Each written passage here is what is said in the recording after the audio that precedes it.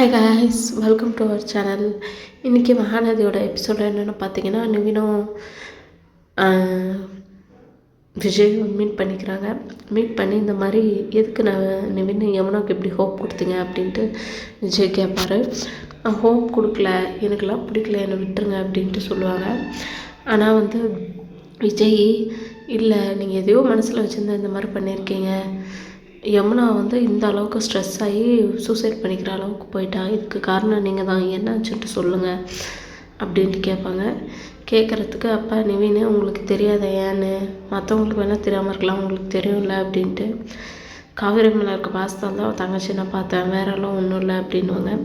விஜய் இல்லை, நான் அவள் லைஃப்பை ஸ்பாயில் பண்ணிடணும் என்ன தான் உங்களுக்கு ஹோப் கொடுத்தேன், ஆனால் இனிமேல் அந்த மாதிரி எதுவும் நடக்காது அப்படின்வாங்க. அதுக்கு நிவின் என்ன பசலுக்கு இது கொடுக்குறீங்களா, எனக்கு என்னவோ அதை சொல்லுங்கள் அப்படின்வாங்க.